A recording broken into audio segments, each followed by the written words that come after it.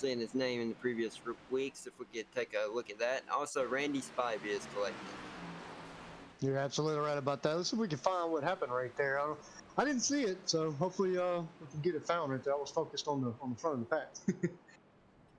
Yeah, as we just saw right there, Randy Spivey looked like a little miscommunication of the line he was running. If we get a little rewind.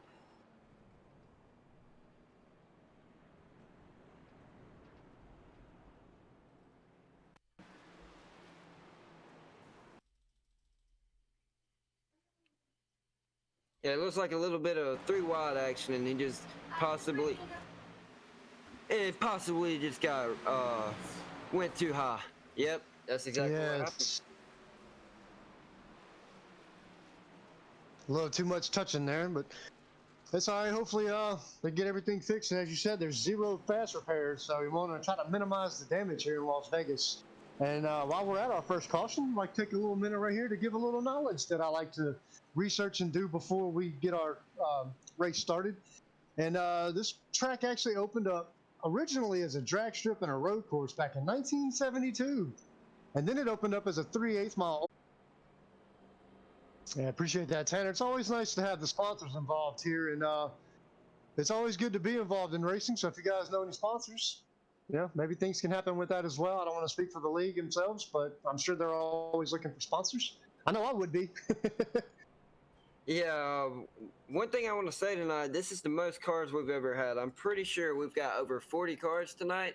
So with that said, how many cars are going to finish this race? That is going to be the main question. With 0 fast repairs, who's going to take the biggest chances tonight, or who's going to play it safe with 40 cars? Well, I would like to just interject for one brief moment. The YouTube broadcast is now up for anybody that is watching on the Facebook side. If you want to go on YouTube, feel free. And Tanner, if you would take a brief moment to let admins know so they can alert their drivers. Again, we apologize. I tested everything, and I tested everything 3-4 times. Everything looked good, and then it was time to go to the live portion, and boom, we had a black screen. But it is back up now. Sorry about that, and you guys still have plenty of great racing here at the Davis Brothers Roofing Las Vegas 200. I appreciate that, Jonathan. Y'all, Jonathan is the producer of tonight's show, and he is working hard to give you guys a great show. So we're glad that YouTube is back up for us. Thanks again for that, Jonathan. We appreciate you doing this. And we should be getting ready to go back to green flag racing here, as we do still have Brandon Pierce out in front, as we're going to come up on, as they cross, it'll be lap 6 of 134 laps. But Tanner was mentioning about how many guys would finish the race. We're still kind of early. And of course, you would like to see everyone finish the race on the lead lap. But unfortunately, this is Las Vegas. Not everybody's going to finish on the lead lap. So we'll see who's going to stay up in the top 10. We'll see who's going to stay in the middle of the pack, and we'll see who's going to be at the back of the pack.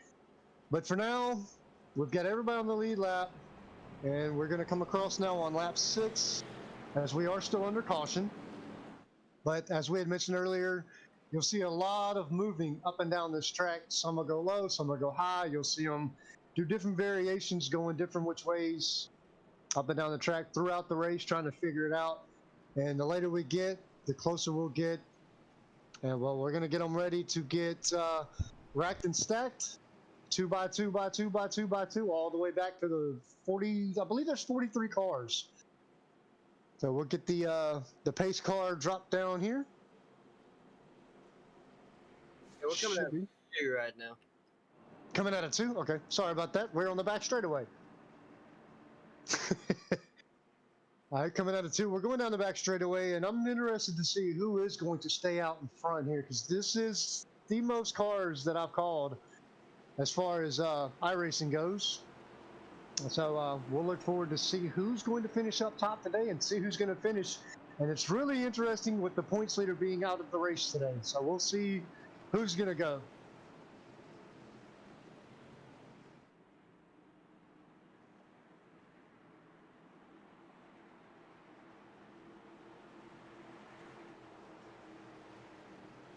James, you'll give us a call back to green again, please. There we go, and the pace car's out of the way, and green flag racing, here we go. Pierce jumps out in front by a length or so right there ahead of Samuelson, so they're going to ride right there, going to go low and then high, going into 1 and 2.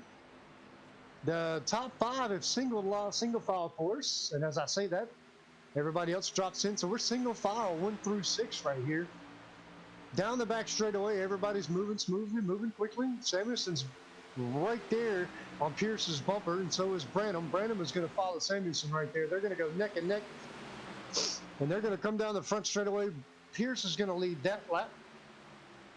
As you can see right there, they do go below the white line, which is allowed. It's legal. But then right there, the battle for 4th is a good one right there between the 74 and looks like the 70. Whoa, and we've got action already down the back straightaway. And then that's gonna be a caution right there. That's gonna be a caution on lap 6. Well, correction, lap 8. That was off the racing surface, and I don't. Now the caution is out. I think that was an admin throw there.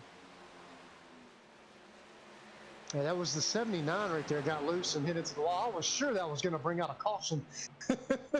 I was like, man, that's going to be a caution, but no, it was a delayed caution, but still a caution. I'm working on getting that on replay here, but since it was off the racing surface, it's going to be a little difficult to get that, but if you can get it for us, it'd be great. If not, we can, I guess, bypass this one. We're following the 79 now. Or I thought I was following the 79. There he is. Back it up one more time.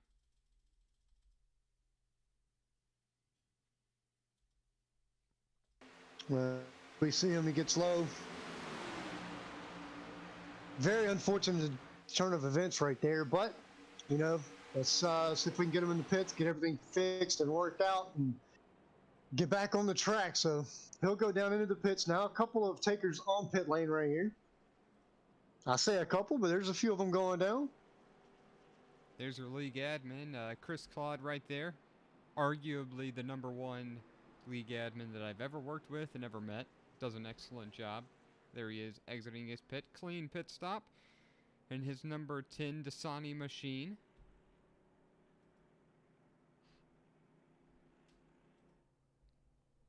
And as we do get some pit takers, we do still have Brandon Pierce out front. Samuelson is going to be P2 in the 81, and then Branham is still P3. I'm looking for a big mover right now. And let's see, we got Joseph Lester in the number 9 Chevy. He's moved up 8 positions. And Brad Haldane has moved up 7. But the big one so far has been Tyler Connolly. He's moved up 14 spots. JC Gibson has also moved up 7 spots from... He's up to 18 right here. And Dalton Mobley's moved up 11 spots into the P19 position. And Mitchell Goosens has moved up 14 spots into the 23 position. So we've got some pretty decent movers already early in the race. And that is also affected with the amount of guys that stopped into the pit. So that'll come into effect as well. As we are still at caution for the moment. And while we're at... The pace lights are out, so this will be the last 18 right here. The last last caution lap. Daggone it, trying to talk tonight and I just can't. Has moved up 14 spots into the 23 position. So we've got some pretty decent movers already early. Yes, I'm back now. Thank goodness. Gotta love technology. With the amount of guys that stopped into the pit, so that'll come into. Yes, welcome back, Tanner. We missed you there, bud. Yeah, I had to hand you over the green twice in a row. We're good. I know, it's fine, man. I don't mind doing it. I'm here to do whatever I can. Y'all just handle what you need to handle. So this will be the last right here. The last last caution lap. Daggone it. Trying to talk tonight and I just can't. Has moved up 14 spots into the 23 position. So we've got some pretty decent movers already early. Yes, I'm back now. Thank goodness. Gotta love technology. Yes, welcome back, Tanner. We missed you there, bud. And we are still at caution, but the pace car should drop. Man, I don't mind doing it. Down into the pits. Well, the pace lights are still on here, James. Yeah, They're going pace to go lights around are probably one more time, and Okay. then they should line them up 1-2. All right, I could have sworn they were off, daggone it, so I appreciate y'all backing me up right there. They probably had to delay the green due to some issues trying to sort out the running order. But if you take a look here, they probably will. They should go out this time by, I imagine. And we are still They at are caution, out but now. the pace car They should will get drop lined up and get ready to go back down racing into the momentarily. pits. Well, the pace lights are still on here, James. Yeah, They're pace gonna go lights are around still on. probably one more time, and Okay. then they should line Okay. them up. And real quick, while we are at this quick caution, I'll give you a quick record real quick. The NASCAR Cup qualifying record is Mr. Kurt Busch with a 34.16. Oh, I'm sorry, on 3.4 of 16 with a 27.498 seconds at 196 miles an hour. So he was moving around Las Vegas. We'll get into some more records a little later, but that'll get you in for now as we are getting everybody stacked 2 by 2 by 2 all the way back. As we will get ready for the pace car to drop down into pit road with Pierce still out in front. And again, this is our second caution. And the pace car should drop down here shortly. As you see, everybody's starting to get a little bit tighter. You know, that pace car is getting ready to exit the speedway here. There goes the pace car. And back to green we go. There goes Pierce taking the green on the drag race off the front stretch. Crossing the line first, he jumps out to a couple car length lead. And he's going to get himself moving down into 1 and 2 right there as we are door to door by. And for that excellent, I'm going to go ahead and cut you off here. For that excellent start that Brandon Pierce, the number 38 machine, had, Brian Branham in that number 39 machine, or excuse me, the 81 machine, I believe it was, did not get going. Ryan Samuelson did not get going. He's still hanging on to P2, but that kind of bottlenecked Brian Branham in the 39 machine, who you see the battle for second is side by side between the number 81 of Brian Samuelson and the 39 machine of Brian Branham. Everybody's still chasing Brandon Pierce. That's exactly right. And while they're doing that, you got Thomas Gold in P4 right there as they're getting ready to make a pass, and there is a pass for first. And things heating up Pierce right is gonna there. get loose. They're going to save it. Incredible. Excellent right there. Excellent. That was nice. What a save from Pierce right there. As we now have Raymond Root out in third. Gold is in second, and Branham is taking over the lead in that number 39. He is now P1, and the race for first is down the back straightaway.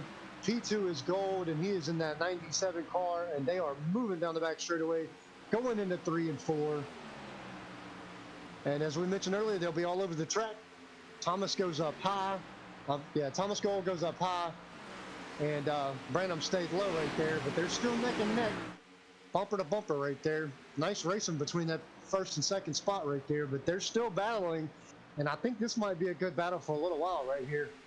I think it will be a good battle for a little while, so we're going to go ahead and take a quick moment here. We're going to do our version where we're going to turn it up and let you guys listen to the race cars. We're going to take a quick moment, quick breather here, and we will be right back with you. I hope you enjoy the sound of these race cars.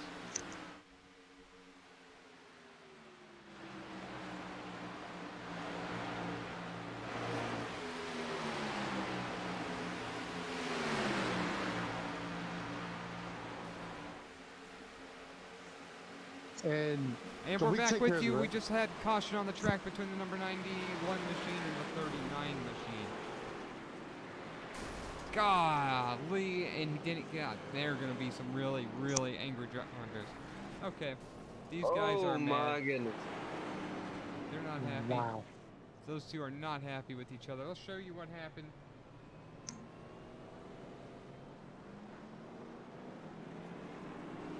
In a brief second, I'll show you what happened. Yeah, a little retaliation there too.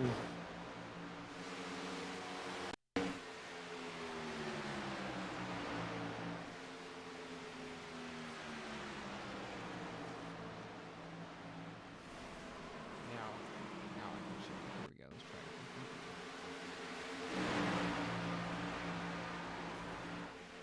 You know what? I see it just a mistake.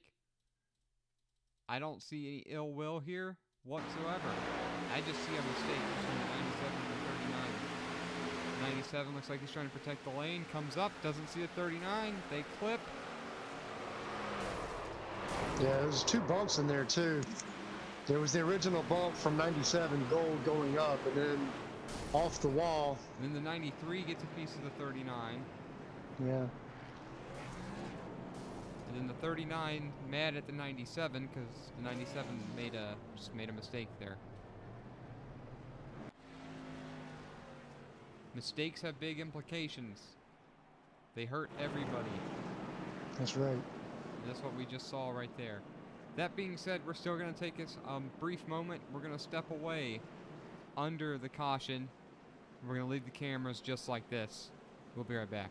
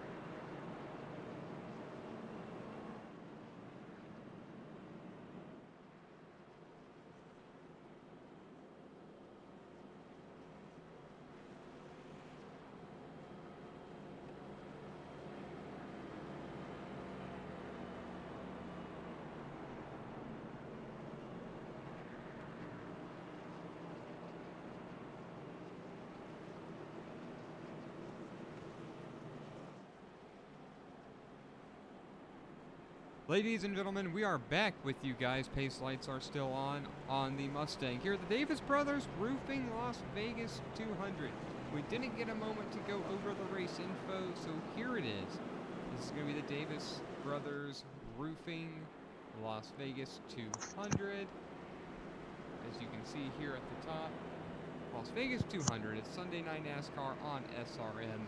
This is Sim Racing Media. Today's James Siegel, Tanner Nowell in the booth. Track length here at Las Vegas is 1.52 miles. It's a warm 86 degrees. And for those of you who care about the altitude, it's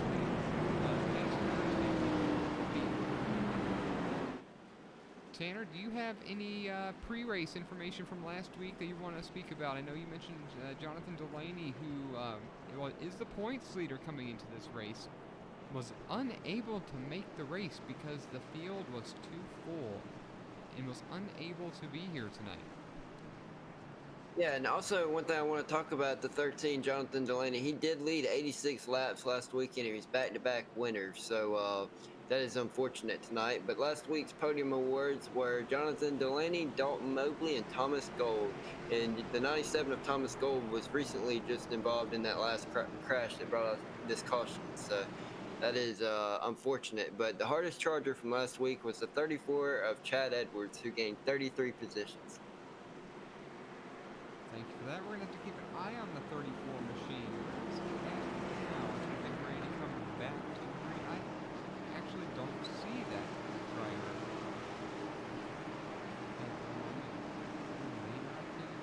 No, he's P2. He's on the front row. As we're getting ready to go back to green flag race, and the Pace Mustang is going to turn down momentarily.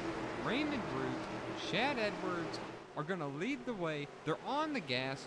Big restart by the 34 machine of Chad Edwards.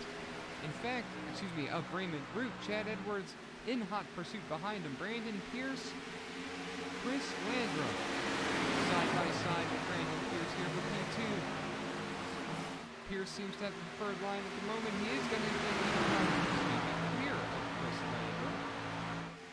And that was your restart. Everybody's chasing Brandon.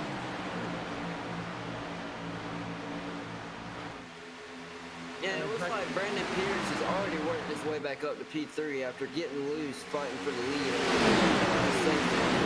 So he has fought back to P3. Almost P2 now. He's P2. He's side by side with P2.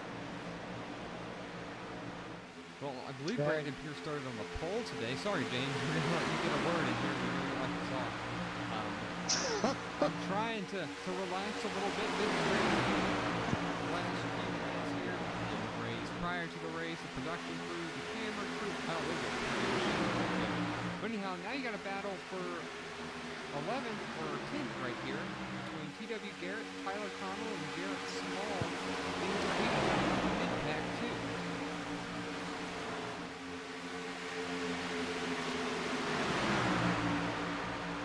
Wow, they're getting really tight and close right there. Are we going to see 4 wide in a moment?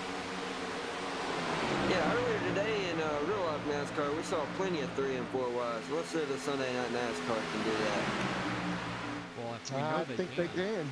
Yeah, we know they can.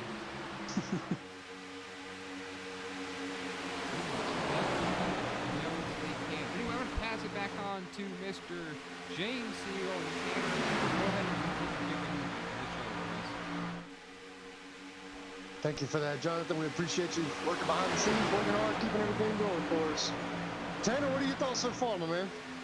Hey, exactly what I thought it was going to be before the race. We do not see a single line prevailing right now. They are neck and neck, both lines going below the apron, above the white line on the apron. They're going everywhere. Just like I said, Las Vegas is one of those famous tracks for no multi-grooves. So their expectations right now are exactly how I thought it was going to be. And so far, it's been some really good side-by-side racing. Only a few incidents.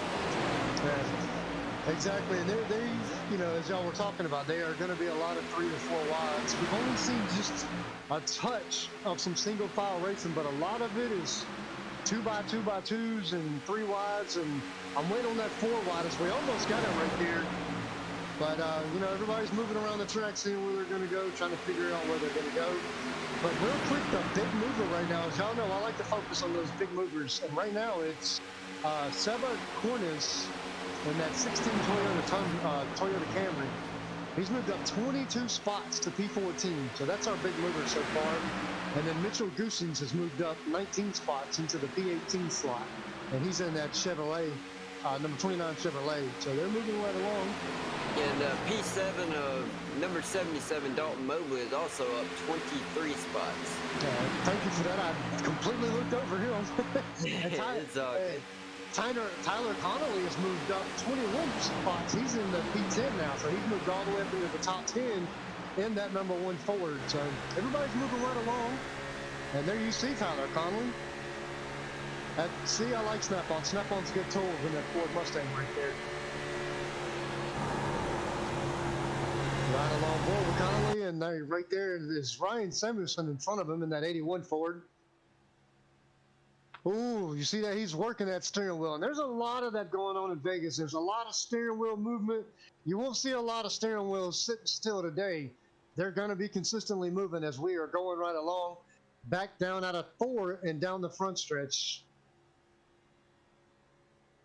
That's a beautiful view right there. I like that ride along view, as you can see what's going on with the movement in front of them. You get a whole different perspective once you sit on board with somebody, because it doesn't look like they're moving a lot. But once you get inside those cockpits with those guys, you see how much they're moving those steering wheels, which can lead for some tired arms later on in the race. Yeah, only 30 laps in. You know, they're definitely feeling that right now, having to weave back and forth on this multi-groove track. But one thing I want to take a look at, Brandon Pierce is now fighting back for the lead after falling back several spots. So he is on the move and ready to charge. Yeah, Brandon Pierce is not playing around today. He has gotten up there, and he is side by side with Raymond Root as they go down the back straightaway. That's a great view right there, as you can see everybody come in, and once they come out of 4, you see they fight to keep it straight right there. That just shows you how rough it is trying to come out of 4 and keep these cars intact and online and not hitting the wall.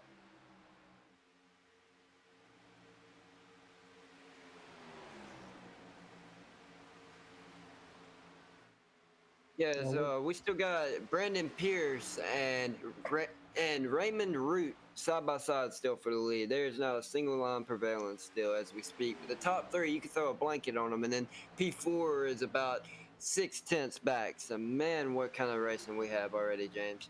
Yeah, you're exactly right. That top 3 is not separated by very much. They're racing cleanly though, and they're doing it just that close and moving quite swiftly as well. So they're definitely moving and keeping it clean right there. And I like seeing racing like that when they're able to move that close and keep a clean race. Is Pierce, you see him right there, take a little move to block Root, but Root went low. And Root took the lead there for a second, but Pierce took the high side and is able to prevail coming out of turn 4 right there as they go back down the front stretch. Cross the start-finish straight. Pierce is still going to be in the lead right there. So nice racing right there from Pierce as we see Stafford's moving a little closer up in there. And that top 3 just keeps getting closer as we're moving right along. And, yeah, one thing I want to point out is this is an open setup league, so some of these drivers can make their setup to prefer a certain line later in the race. As you see that 38 was able to put his car in both lines and still prevail. So once he got taken on the inside, he took over the inside for the majority of the race, and his tires wore on. He is now becoming more dominant on the outside. You see him pulling away to almost 5/10 on 3rd place right there. So he is definitely knowing the car, getting to know it. Yeah, exactly right, and that's part of racing right there. You drive along, lay some rubber on the track, and you start making grooves and figuring out which way you want to go, and figure out which one's going to work best for you. Yeah, it's a personal preference when it comes to open setups because you can make tiny adjustments if your car is acting different in each line. But with fixed setups, as most leagues run, they are not able to change the setup other than the steering ratio, brake bias, and offset. So that is one good thing about this Sunday Night NASCAR. And that it takes a lot of time and effort to tweak these setups just right each and every week. So props to all these drivers. Yeah, I actually popped into the practice a little bit earlier, and there was a few drivers in here that had put in 50-plus laps.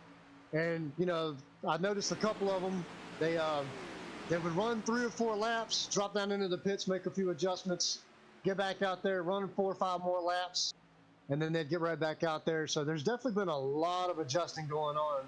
I'm glad you actually brought up that open setup. So they've done a lot of work for these cars to run the way they're running today, and it seems like everybody's got the set they want. So we'll see who's going to end up with the best one come lap 134. Yeah, exactly. Right there at the finish. Who can survive? But right now we have P6, number 77, Dalton Mobley is now your hardest charger with 24 positions gained since the start of this race. So he is not saying no to passing any cars today. Yeah, absolutely right. And right behind him in P7, in that number 17 Toyota, is Jarrett Small. He's moved up 22 positions. And then we've got, as I mentioned earlier, Seba Cornez, he's moved up 25 now. And then also back in P15, Charles Eaton has moved up 23 positions in that 75 Ford. So there's 3 or 4 guys right here that have moved up 20-plus spots. And they're still moving, steadily fighting, steady trying to get through. As that mid-pack right there is all riding together, you see some 3 wide going on back there. So we'll see some hard charges tonight and see who's going to keep moving along. Now, I like to talk to you, Tanner, because you're knowledgeable, a little more knowledgeable than I am. What's the pit window for tonight? What are you guessing on that, or do you know exactly? I do not know exactly, but I'm going to take a guess at about 45 laps, as we saw at Homestead, which is also a mile and a half with 75% fuel. So I will say around 40, 45. Right on. And I asked you that because I didn't know if you had already looked it up to find out, so you would have the exact answer. You know what I mean? Yeah, I got you. I know you like to guess a little bit, and for the most part, you're usually right on that. So I guess it's an educated guess. Just a little bit. Only been on iRacing for a year or so I got a rough idea. But fuel, as you know, a full tank is about 18.7 gallons. So a lot of leagues like to cut that down whenever they cut the race length down. So it's easier, or it's more entertainment for the viewers as you pit more incidents happen, blah blah blah. So with the entertainment comes a lot of strategy, and with more pit strategies, there's more time to gain entering an excellent pit road. So drivers need to take advantage of that, gaining time in pit road. Yeah, it's a very valid point, and as you said, these guys aren't running 100% races. They're running, 0.5% or whatever. So if they were to knock down the amount of laps, but keep the fuel and everything the same, that takes out the realistic part of the race. So as you knock down the laps, you want to knock down the percentage of fuel and everything as well too. So that right there helps out with the realism of the sim world racing. Yeah, exactly, and also putting a limit on tires as well. The less laps you run compared to the real life, the more tires you need to change, or the less tires you need to change. So this race has a 5 extra set limit. Right on, and see, there's some things right there. That's why I like working with you, Tanner. You always bring that knowledge to me, and that's helping me learn. So I like that. But we always talk about the big movers and everything like that. And I hate to keep bringing that up, but there's pits going on now, so I guess it wouldn't really matter. Yeah, we've actually got pit road takers on lap 40. See, what lap is this? This is lap 44. So yeah, I was about right, around 40 laps, because we had 3 cautions. Yes, we've had 3 cautions, and now we're on lap 45. So you're right about that, and here we go. But Pierce is still out in the lead. I'll give him a couple more. Well, no, he pitted during that first caution, didn't he? Brendan if I remember Pierce, correctly. let's see. I could take a look. He has not pitted yet. He didn't pit after the incident? Correct. There is 19 cars who have not touched pit road, and that ends with J.C. Gibson. Oh, nice. Okay.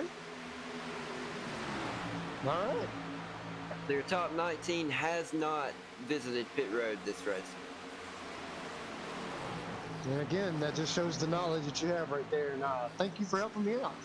Hey, it's all good. As we have Joseph Lester and Raymond Root now pit road takers on lap 46. So they're all starting to spread out on their stops. Yeah, Raymond Root was leading there for a little bit, was out in front for a little while, but now there he goes into that pit road in that 69 Chevy. Well, we've got a few more takers on pit road as well. And now we got Jacobs off pit road. And Root, there you see, is now exiting. So nice pit right there. Probably took some tires and some fuel. Yeah, if I was in their boots, I would take 4 tires and a full tank of fuel and get it going. And if you got any damage, I would wait until caution to take that, because track position can be dangerous. But as we have a caution as green flag laps, that is going to be unfortunate on lap 48 for the drivers who just pitted. Yeah, there's a lot of action on that back straightaway. One of them got upside down. I missed who that was upside down. But we definitely had some action on the back straight. Oh, there we go. The 40. Look at the 48 was upside down right there. Yeah, it looked like he possibly could have caused some interruptions with air traffic control at a nearby airport with that flight. That was really funny, Tanner. That's my job. Goodness gracious, Jonathan. That's number 94 of Alexander in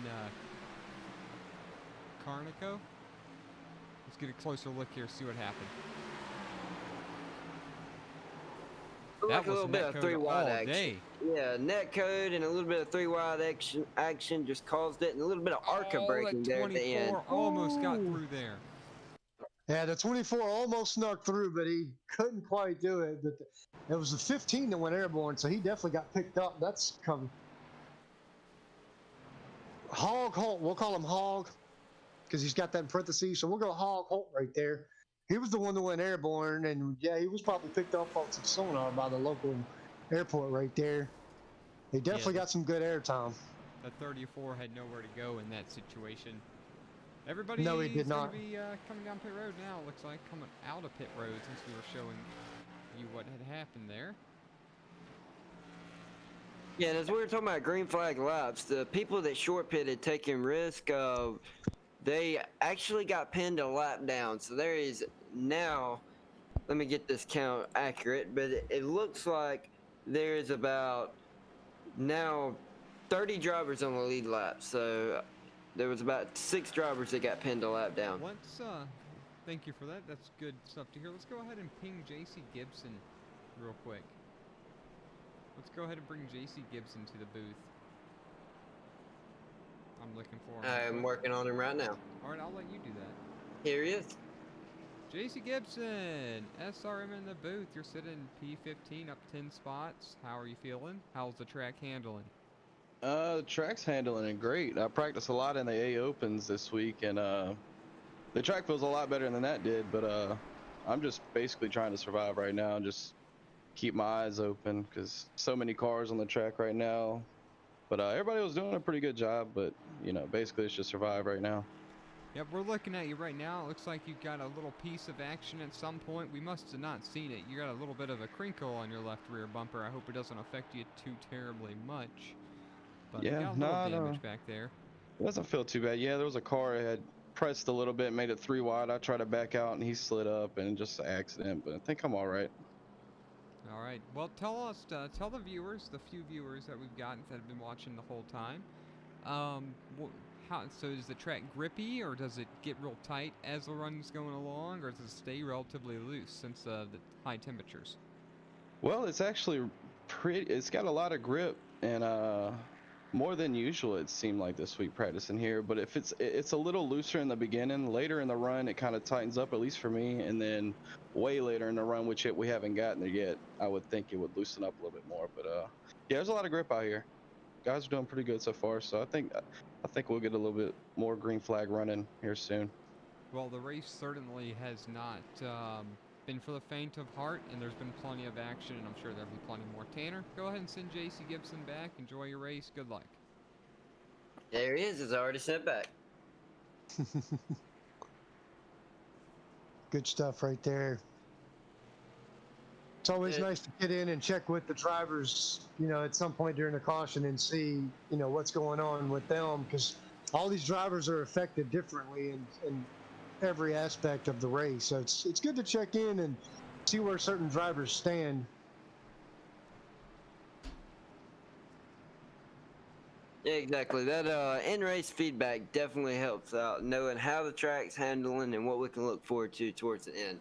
As you said, with the hopefully getting loose throughout the race. And Tanner, am I seeing this correct? The pace lights are out? That is correct. Oh, and it is now delayed. The broadcaster's curse is the caution is now delayed. Or thrown out. What happened this time? Well, they can always do that. That gives us That was time to race talk control. to one more person. Who do y'all want to talk to? Do you want to talk to Brandon Pierce or Joe Stafford? Front row. Let's bring in Brandon if I can. Give me just a second.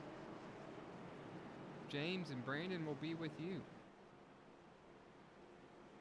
Here he is. This is your race leader. Hey, Brandon Pierce, James Siegel with SRM here, bud. How you doing? We heard him for you got a copy? brief moment. Yeah, I got you. Can you guys Hey, hear me? there he is. Yes, I can hear you now. So how are you going, man? How's the race going for you there, buddy? I mean, so far so good. Whether rather it stayed green there, I think I was pulling away from the pack, but now we got a caution, so we'll do a little bit of pack racing here. Hopefully I can come out in the clean air and pull away again. Exactly right. How's the track holding down for you? You getting a little tight or a little loose? My car's just airs on the loose side, just on the off chance I do get in traffic, I can still have something to play with to try to get by some folks. It's outstanding. So we're going to get ready to go back to greener shortly, so we'll send you back and go and get back out in that clean air and keep it entertaining for us, bud. All right, thank you very much. That was your race leader, Brandon Pierce. Yeah, we're getting kind of close back to green flag. I don't want to be talking to him while he's green flag racing.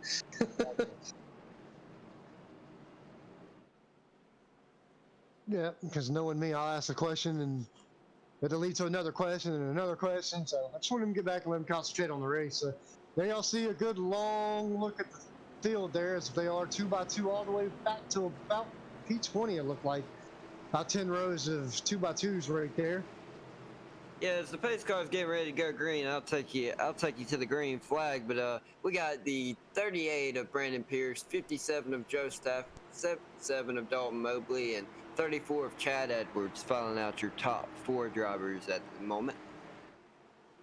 As the pace car is off, green, green, green, Brandon Pierce gets an excellent jump, about 2 car lengths above 57 Joe Stafford. As you talked about clean air, James, that is what he's looking for, because in iRacing, we all know dirty air means tight race cars, and no one likes that.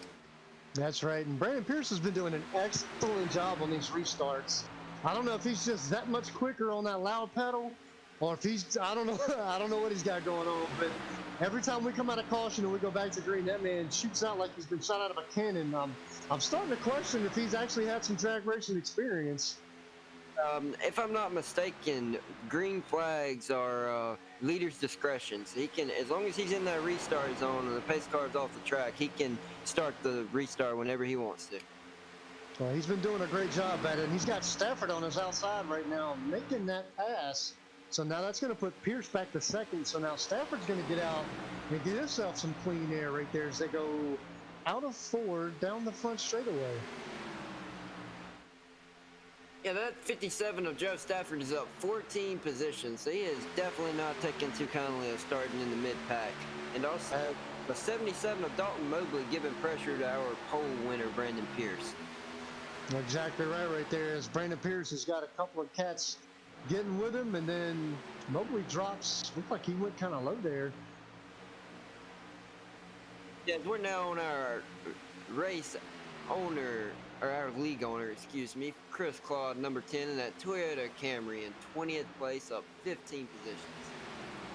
Yeah, he's moving right along, yeah.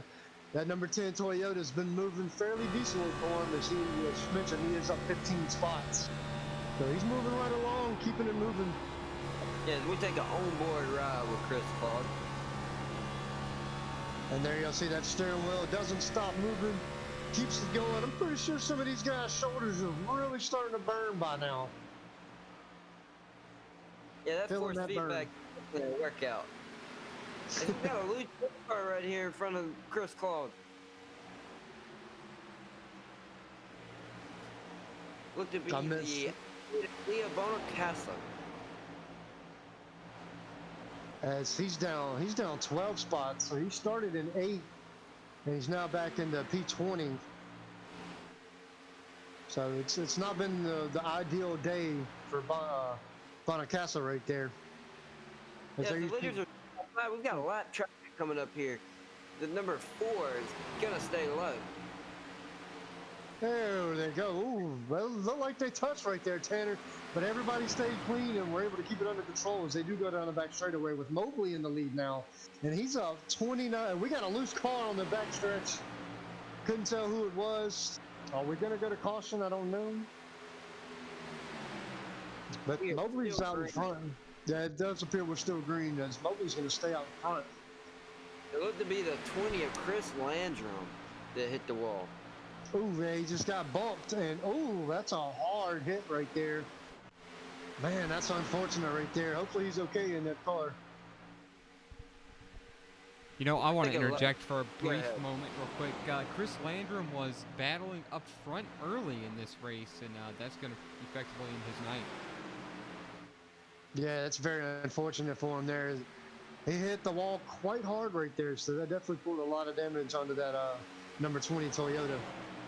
Yeah, we had 2 incidents happen on that lap. Lead cars got into a lap car low in turns 1 and 2, and then on the backstretch we had Chris Landrum get into it with a mid-pack car. That was a very interesting lap. Yeah, that one was interesting. It was fun to see. We do have Mobley out in front. He's up 29 spots, man. 29 spots. He has literally went through over half the field to get up to the front.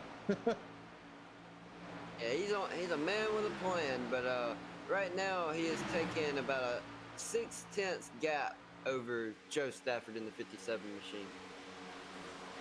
In the last week, if I'm not mistaken, Jonathan, the 34 of Chad Edwards, who was our hardest charger last week, was your underdog pick. Is that correct? Last week, yeah, I believe he was. Don't quote me on it. It's been a week, and I've had a really hectic day. But I do believe that's accurate. Here he is right now, P3, putting the heat on the number 57 machine of Joe Stafford. Looking down low right here. He's on his inside coming into turn tree, I believe. I believe it's turn tree. Yeah, turn tree. Turn tree, I like it. That's some air traffic control lingo, if you didn't know. Tree means 3. 3 wide back here.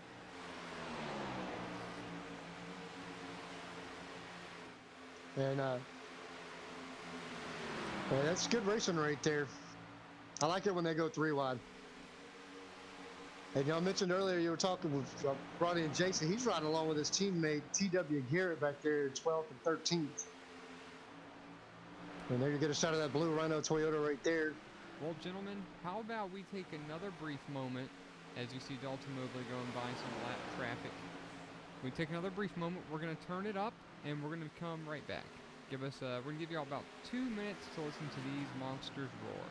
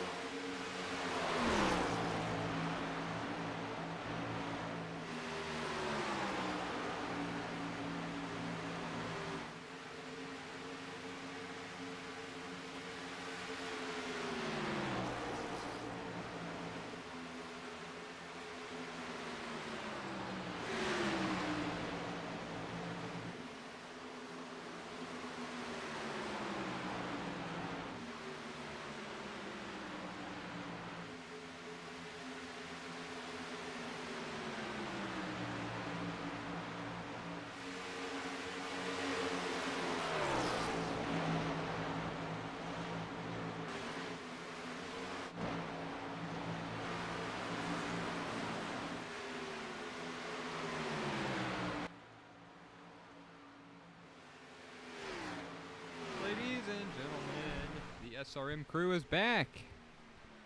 Thank you for listening to these monsters roar. Chad Edwards still holding down P2, but the battle is for first. He is right there. He's working on the inside of Dalton Mobley for the lead here at Las Vegas. Could this be the pass for the win? If he couldn't win last week, maybe he can win this week. Chad Edwards, put in the moves. He is there. Yeah, Dalton Mobley's definitely making it hard for Edwards to get around him. He's fighting him to keep him off from gaining the lead on him, but Edwards isn't going down without a fight himself either. He's definitely trying to figure out how he wants to get around Mobley here. Yeah, as we're over the halfway point, we are definitely winding down the laps coming to the home stretch. Yeah, they're going through them rather quickly as we do have, it appears, I think 24 cars on the lead lap right now. So we got about half the pack on the lead lap. Come on. Beautiful racing right there. Mobley's managed to pull away a little bit, but for how long though, you know? Waiting to see how long it's going to take Edwards to get back right there and get right back on his bumper. Yeah, as we see the 97 of Thomas Gold staying on the apron as the leaders go by. It looks like he's possibly going to the pits.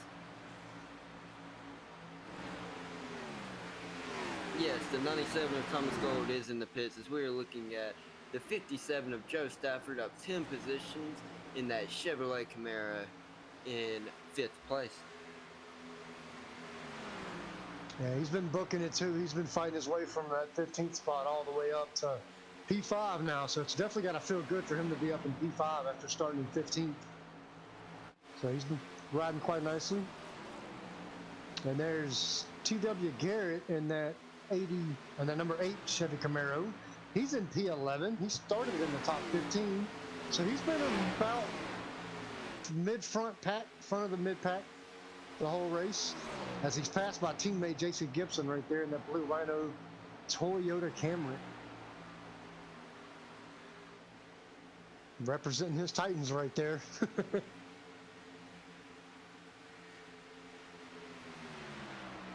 As we take a look at the 48 Chevrolet Camaro of Jeff O'Rourke, looks like he's from Portland, Maine, 21 years old. He is currently in 16th place as we just saw the 87 of Leah Bonacasa pass him in the 88 Toyota Camry. And the 17 of Jared Small in that Toyota Camry. He's up 12 spots to P17 in the number 17, so ironic. Yeah, he's up 12 spots, as you mentioned. So there's a lot of drivers above 10 spots gained, so that is very positive. Yes, sir, there definitely is. And we've got a few that are up in the, moving up the 20 plus spots, but we've got 2 that have moved up 30 plus, one being the number 16 Toyota Camry of Seba Cornish. As I say that, he drops back into P7, which moves him up 29 spots. And then Mitchell Goosens, he's moved up 33 positions into P4. So he's definitely the hard charger of the day now. That's going to be hard to beat right there, moving up 33 spots. As we take a look back at our 77 Chevrolet Camaro of Dalton Mobley, who is now in the lead, he has a 0.2 of a second gap over Chad Edwards, and the 30 of Brandon Pierce is following in P3 at 1.3 seconds back. So they're starting to separate just a little bit with green flag runs. Yeah, they're definitely separating a bit there, but Edwards is still hanging on right there, but they're also getting into that lap traffic, so that could be a factor. Yes, caution. I believe it's Jarrett Small. Let's see what happens here. Whoa, got a little bit into the wall. Everybody avoided him. Ooh. Vicious inside hit. Oh, don't do that! Oh, no! Oh, that was so close. Nice driving right there. Oh, that was close. Who Oof. was that he almost collected?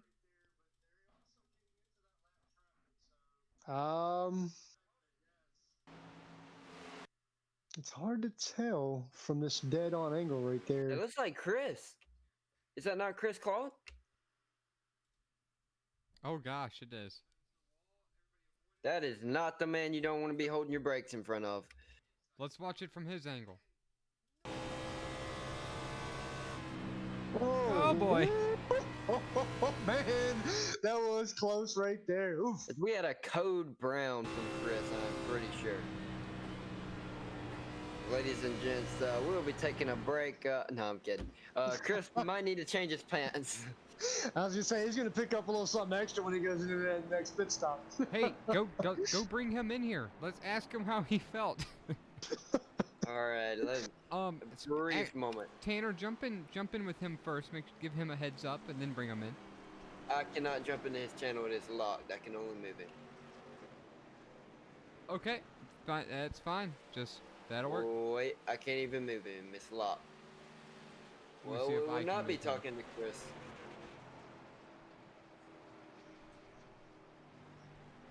Meet him in the broadcast waiting room.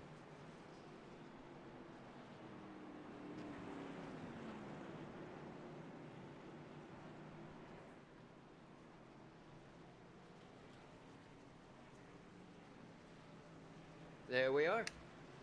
Chris Claude, SRM in the booth. How did you feel avoiding that?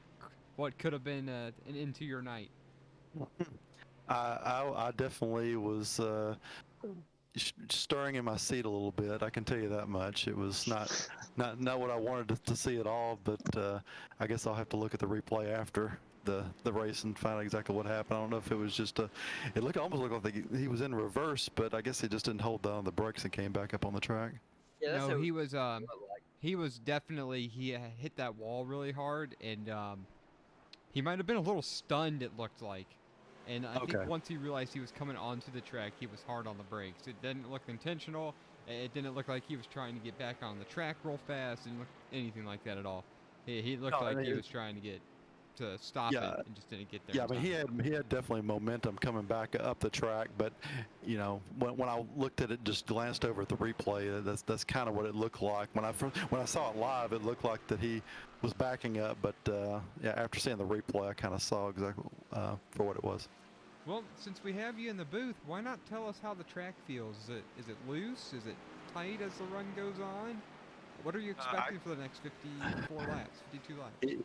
It is going to depend on your setup, how the track feels. The way my setup is right now, it feels very comfortable. It does get a little tight later in the run if we have long runs, but I would say for me, it feels fine. Now, some of these guys may have loose setups, and the track temp may be causing their cars to be a little bit slicker than what they normally are since the sun's out. I can't really see what the track temp is right now, but I would imagine it's with it being Las Vegas, that it's pretty high at the moment. Probably It's 81 around, degrees. Oh, 80, okay, well that's not bad. That's the track temp. That's not bad at all. So there really shouldn't be anybody that's too far out of shape, even if they do have a loose setup. Yeah, 69 air temp, 81 track temp.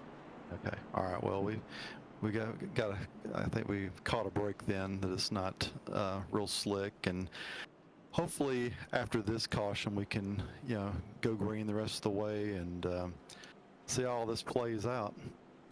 It has definitely been a very entertaining race so far, so we're going to keep an eye on you as you start making your way to the front. We're going to go ahead and send you on back. Just double checking Joe Gibbs Racing, correct? That's right. Yes? Yes, that's right. Cool. We're going to send you back. Good luck, Chris. Thanks for talking to us. We'll be watching you. All right. Thanks very much. All right, ladies and gentlemen, that was Chris Claude, leader of the SNN cult, or Racing League, or Supreme Leader, or League Admin. Does an excellent job. We're glad that we work with him on the daily. You heard what he had to say. Loose, tight, depends on your setup. He said he's feeling pretty good. Maybe we'll get to see him move to the front. What do you guys think? Yeah, I think. Go ahead, James. I was just gonna say he's been battling the whole race, fighting his way toward the front. He's up to P17, so I think we'll continue to see him battle his way through the rest of the laps. And as we got about 50 or so laps left here, and I think we'll see him in the top 10 toward the end of the race.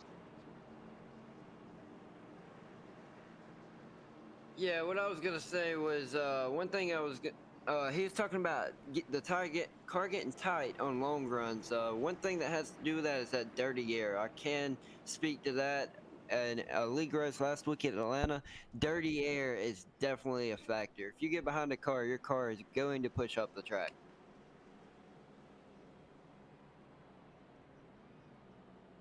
Yeah, let's hope he can keep himself, keep the car under control and continue to just fight forward, as that dirty air will make it for a hectic ride going back up through.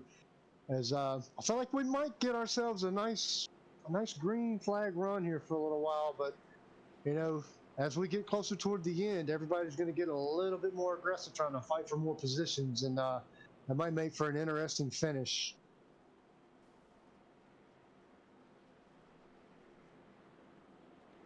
Am I seeing correct? We have 24 cars on lead lap now? 24? 26, but 26, okay. Looks like we're going to be delaying this one more time. Looks like the Pace Mustang wants to stay on the track because he believes he's a race car, except that's not even a Goodyear Mustang, so that's a shame. We're going to get to rewatch this battle between Brandon Pierce and Chad Edwards. They're on fresh stuff. Who's it going to be? They've been pretty evenly matched for the last 40 laps. They've been throwing bombs back and forth at each other. Will it be Chad Edwards out of El Dorado? If that's El Dorado like I think it is, that's going to be interesting. That would be really close to my hometown, but I don't think it's going to be a fun one to watch, I think. I didn't mean to interrupt. I was just talking with you right there. But I think it'll be a fun one to watch as they do get ready to go back. And we can't. I think next time by. Yeah, we can't. It should be, and we can't count out Mitchell Gibson or Dalton Mobley. You got 4 of the best in the top 5 right now, with Ryan Samuelson, who started the race up front as well. We've got some heavy hitters up there. Look who's snuck into the top 7. Look at that. Pensacola boy, JC Gibson, up to P7. And I'm looking over here as you were talking about Pierce and Edwards there, Jonathan. I was looking at their iRatings. It's they're only separated by less than 300 points. Yeah, so that's gonna help right there, I guess. It shows that they're both good drivers. Yeah, most definitely. As the pace lights are out this time, these guys are going to get started. They're going to be rolling. William Feet says, let's look at the number 36 machine. I'm trying to get a quick look at the 36. Yep. And they are husband and wife. The 36 of Danielle Fink and the 90. So I want to say it's the 93 of William Fink. That is correct. The 93 of William Fink and Danielle Fink in the number 36 machine. That's really cool. We're gonna get back to her momentarily after the restart. We'll go on board with her. That's cool. That's so cool. Yeah, I was actually in a Daytona practice with them a couple weeks ago in official race. How about that? And here we go, back to green flag. Looks like Brandon Pierce is yet again going to lead that charge out of the caution and into the green flag, and he's going to go into turn 1 as the leader. That's 2, 3, and 4 right there, stacking up, bumper to bumper to bumper. Okay, all right, Mobley, I thought was going to go a little higher right there, but he didn't. He stayed in control and kept it, but he is going to break down and go a little bit lower this time as they go out the back straightaway and into 3 and 4. Mobley is going to go a little lower than that. Loose race car. Mitchell Yes. Gibson, he's going to hang on to it, but not before 3 drivers go right on by. Number 16 of Sava Cornez, 81 Ryan Sanderson, and Austin Story, and number 23 all get by Mitchell Gibson from that slide. Yeah, that was unfortunate because he fought himself all the way up to P3. So now he's got to fight all that time back. That's unfortunate right there. One little mistake can cost you 3 or 4 positions. So there we are. That's Danielle Fink, as y'all were talking about earlier. She is up 20 spots into the P22 position in that 36 Ford Mustang. I like Mustangs. Yeah, I'm a Mustangs. Poor guy. Mustangs are fun. I'm more of a Dodge kind of guy. Mopar, I hear you. That's right. Cars Mopar. are slow. I'm gonna make some people angry. More cars. Just kidding. Oh goodness. I'm talking from the streetcar scene, okay? From the streetcar scene. Oh wait, you have one. Sorry, you're still slower. Hey, at least he's not found on road dead like we are, Jonathan. Or first on race day, however you want to put it. Wait, what do you mean? I'm not a crowd killer just because I drive a Mustang.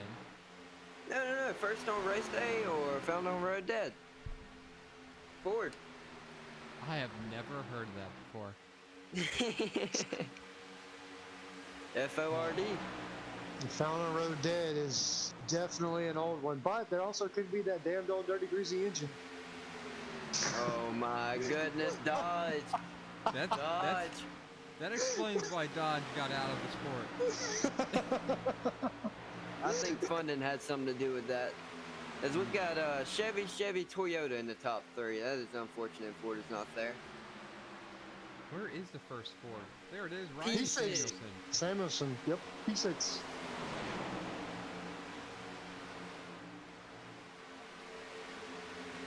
I'm gonna need the Fords to get a move on. Same here. Same here.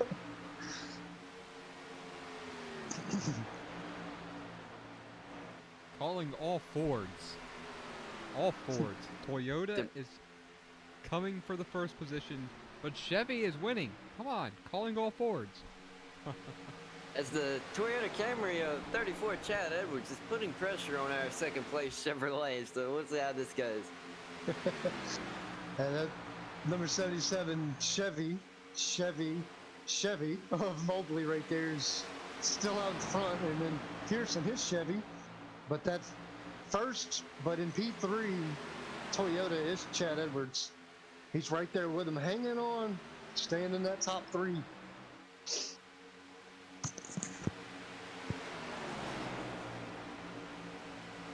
Man, that's a nice ride right there. That's a good view of the top 3.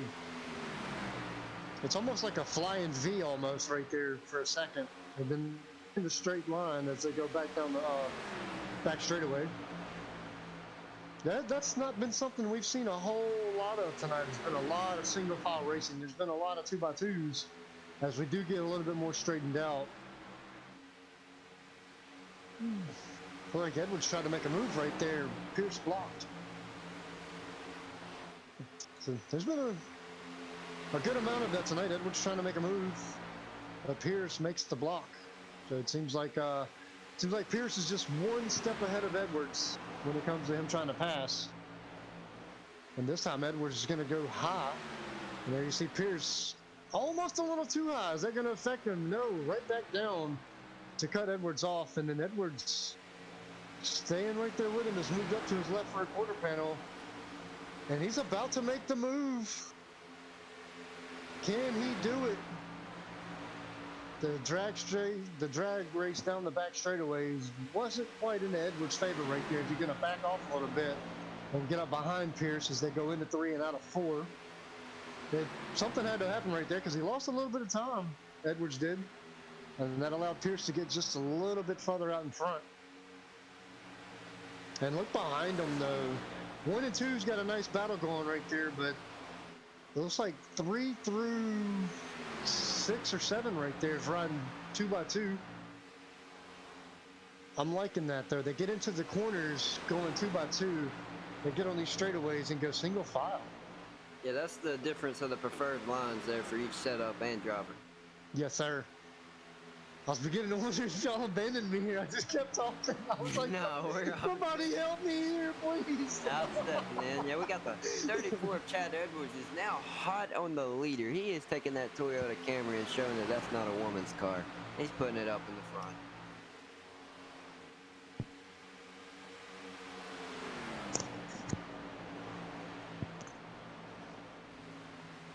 It is now a 2/10 gap between Edwards and Pierce. This is getting very, very close, and we are on lap 97, just turned over to lap 98 of 134. So it looks like with pit stops happened at lap 80, they will be pitting around 10 to go if this goes green. Oh man, how interesting is that going to be? If, as you said, if we continue green between now and the end of the race, everybody's going to be green flag pitting with 10 to go. Talk about a mix-up and a stir-up of the field. That's and who short pits and who don't. Exactly. That's like taking everybody, putting them into a Yahtzee cup and just shaking it and just throwing it and seeing who comes out of there first. It looks like we have the 36 of Danielle Fink, 22 seconds on pit lane. So that possibly could be a drive-through for incident points. I'm just guessing since she did not stop. As they are following the NIS standards of 17 incident points, black flag, and 25 incidents is a disqualification from the race. So I do not know if that was possibly it. And look who's quietly moved up into P10 right there. Charles Eaton in that 75 Ford is up 28 spots. So he's went from 38 to P10 quietly. We haven't spoken much about him in that 75 Ford, but he is up to the top 10 now. So he is a hard charger for the day as well. So we've got quite a few, 3 or 4 of them that have moved up 25 or more spots. So there's a lot of hard chargers going on in the race today. Yeah, there are people that they're kind of inverting this field, as you could say. We are also seeing the 77 of Dalton Mobley falling back from the lead into P5, but he is still up 25 positions. So I don't know what happened to him. He was in the lead. He may have touched the wall or something, but man. Yeah, with Vegas, it's going to be hard to tell. He could have gotten loose and had to slow it down a little bit, or as you mentioned, he could have gotten into a wall, or somebody could have cut him off. I mean, you know, there's a lot of things could have happened. This is Vegas. Yeah, anything's possible.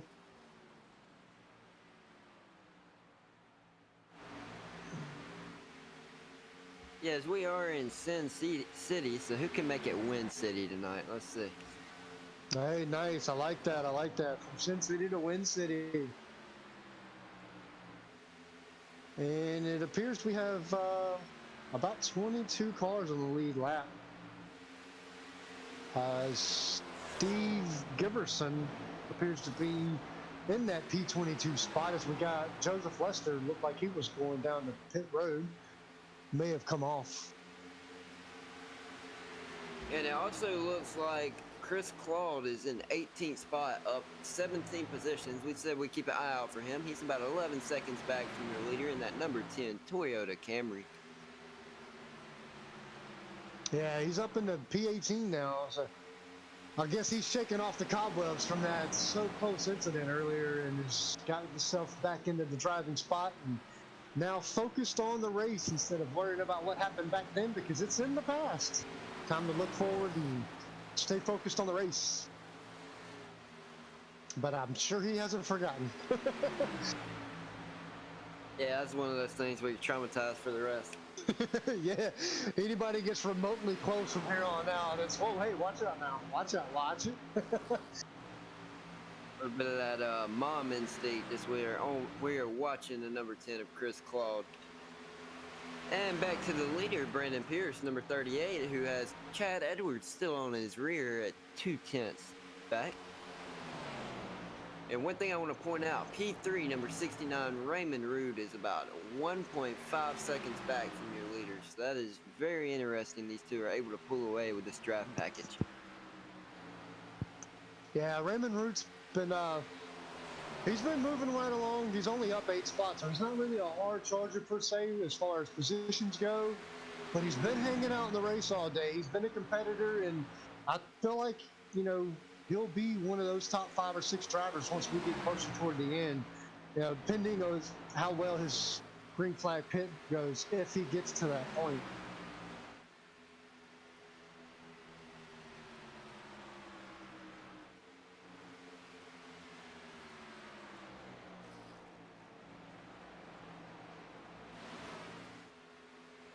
And Pierce is still battling it out with Edwards up there in the front. There's a look at Mike Contino. He's back in P13 in that number 61 Ford.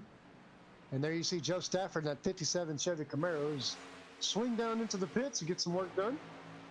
And there's Charles Eaton in that 75 Ford. He's up 28 spots to P10. So moving on up to the top 10 right there. And behind him in the 27 Toyota is JC Gibson. He's up 14 spots. We spoke with him earlier, so he feels comfortable with today's race. At least he did at that moment. Yeah, and as you're talking about these drivers, I want to talk about who lets them do this every week. We got Davis Brothers Roofing Company and On Target Performance Group, everyone. Their links will be in the description. Cool. Thank you for that information right there.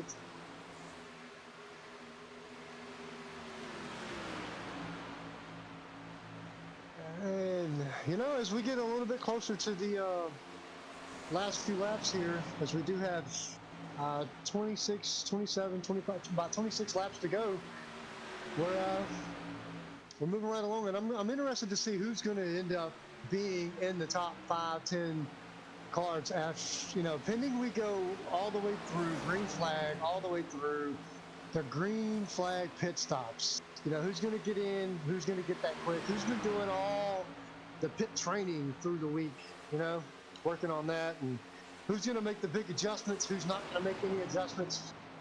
I'm interested to see how all that's going to work out. And there was someone in a wall. Oh my goodness, that was your P2 car of Chad Edwards in the wall, it looked like. He has dropped down to, let's see, what position? Oh my goodness, 16th position, 17th. Oh no.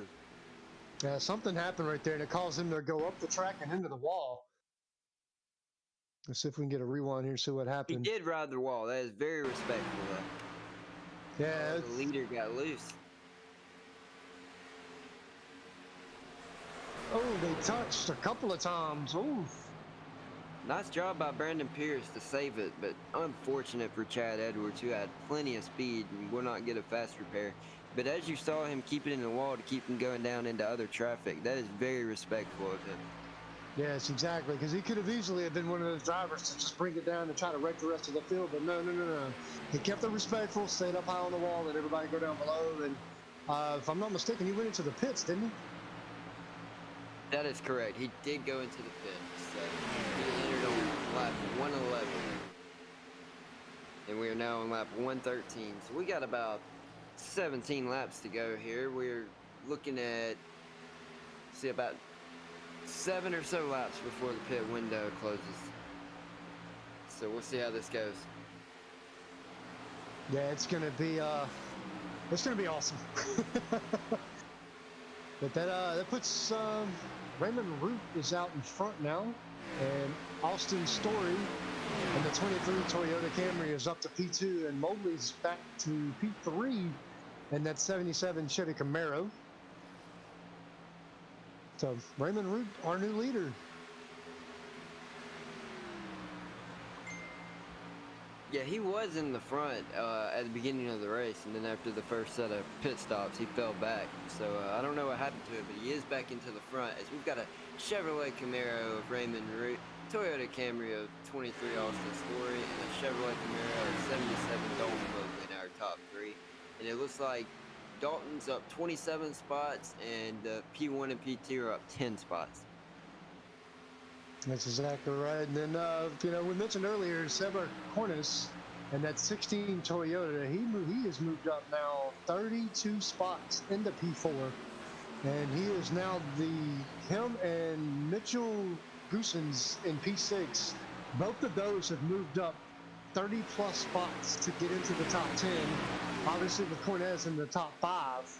So those two right there have been consistently moving themselves way up into the pack, the front of the pack, as we've moved along through this race.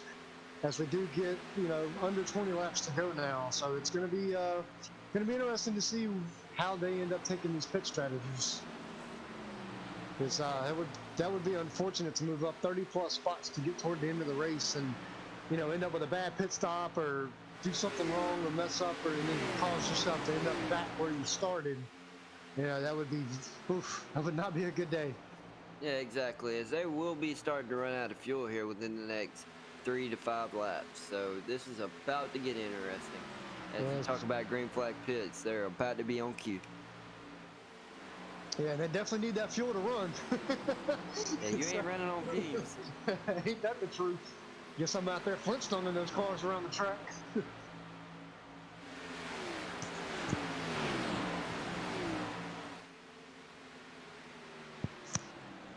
So real quick, before we do get into green flag pit stops, I want to just take a real quick run through of your top 10. Out in front in the 69 Chevy, you've got Raymond Root.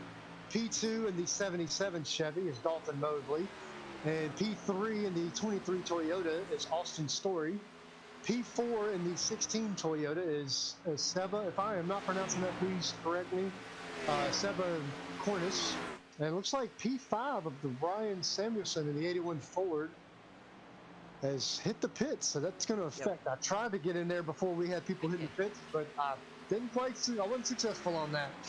Yeah, it looked like Jeff Heroic, Charles Eaton, Mitchell Goosens, Mike Cantino, JC Gibson, Marty Roberts Jr. all just took pit road on lap 118. Yeah, and that was the front part of your the front part of the back part of the front pack, if that makes sense. A mid pack. Well, I think mid pack would be like Top 15. 10. There we go. Yeah. Yeah, so that's going to move Mobley back up into the front with Cornish into P2 now, and then Story is P3 with T.W. Garrett, and he's moved up to P4. So we're going to have a lot of swapping and moving in positions here, as we do have some green flag pits happening. Yeah, and there we you got see the race off four pit road. cars. That's yeah. I was like, hey, look at that race off pit road right there. That's a good one. But they still all have to get off pit road safely, which they did. So, props to them on that. They were all able to exit safely. Yeah, so far it looks like the furthest car up to making it pitted on lap 106. That is that is now your P9 car, Joe Stafford, 57. He is pitted on lap 106. He is currently in 9th place. So it looks like he is the first car that will be good on gas. No.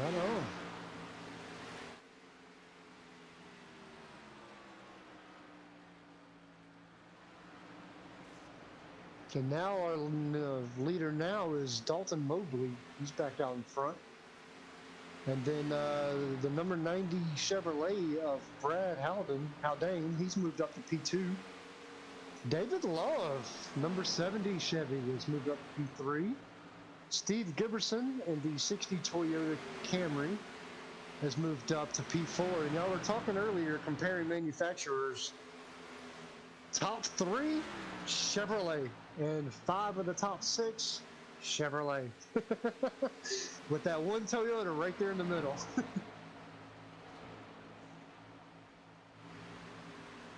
Yeah, our closest Ford right now is 81 of Ryan Samuelson, so we'll see how that goes.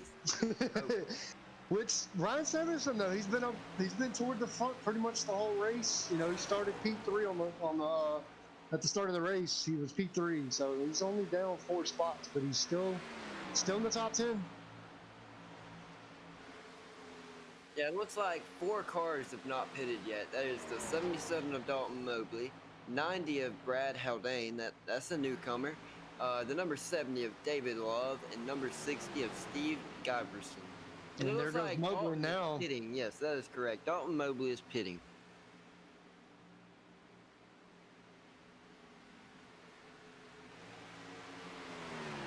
You know, guys, I'm not so sure Raymond Root isn't going to have a huge lead over Dalton Mobley since he stayed out on track so long. Very possible. Yeah, Raymond Root's still moving right along right there in that 69 Chevy as we ride along, taking a look. And there he goes, crossing the start-finish line.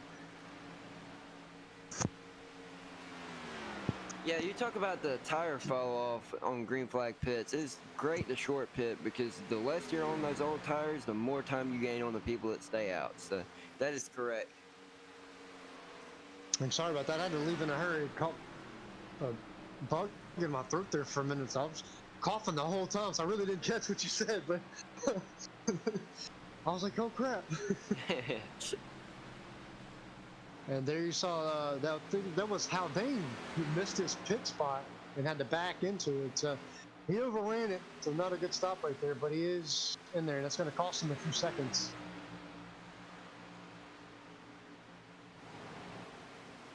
So what it's looking like right now, Raymond Root is going to cycle to being the race leader as David Love's coming down pit road now. Steve Iverson still has the pit. His closest competitor is going to be Ryan Samuelson, who pitted 1 lap before him, and he is 1 second, 1.2 seconds back. Joe Stafford should end up being P3, Savicorn's 4th, and Mitchell Goosens will end up being P5. Dalton Mobley will have the freshest tires on track. However, he is going to be almost 7 seconds behind Raymond Root at this time. Unless he can make up a second per lap, he's not going to get there.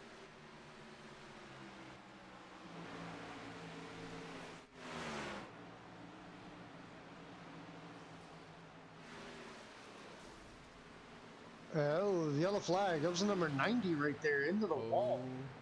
My Brad God. Haldane, the worst time for a caution. That is definitely going to throw a kink in this strategy and stack up this field. You talk about stack them and rack them. Yes, that right there. Ooh, Doesn't what look like happened there? anybody He else. just Like a break back loose end. on Got him? loose. Got Yeah, loose. he got He's loose. on fresh tires here. He's got air all around him. Yeah, so definitely a bad case of fresh tires right there, and he just That's gets just loose. hang on. That's really weird. Look at this. It's like he hit a bump. Here, let's do this at quarter speed. He hit Right something. there. Something made that happen. There That are wasn't a bumps in this looseness. track. That was like a bump, and then the one is right there. Wow, look at that. That would be Yeah. one heck of a shot. You Man, talk what about a bumps. view.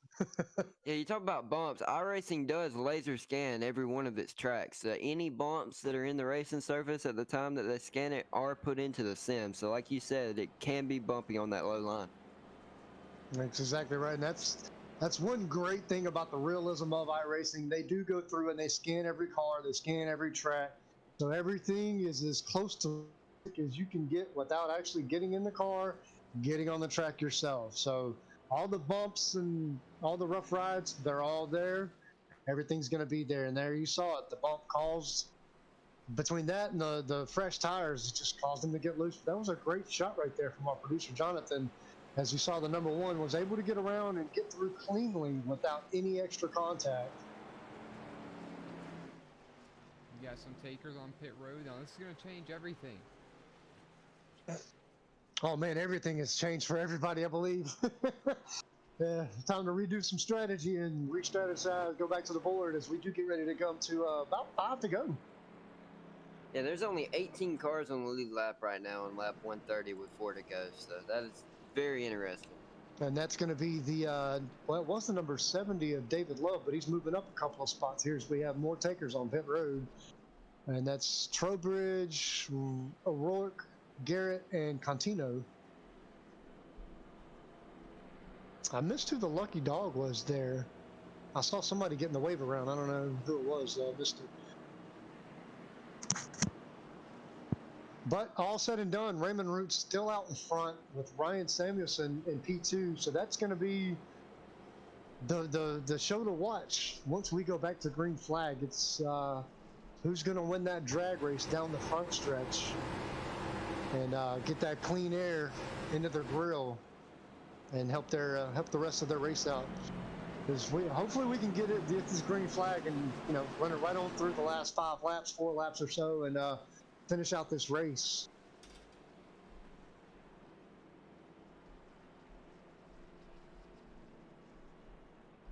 But looking here, you've got P3, P4, P7, and P9 have all moved up 30 plus spots. And the P3 is the 16 Toyota of Cornez. P4 is the 29 Chevy of Goosens. P7 is the 75 Ford of Charles Eaton. And then P9 is the number 2 Ford of Thomas Neal. All of those have moved up 30 plus spots in today's race.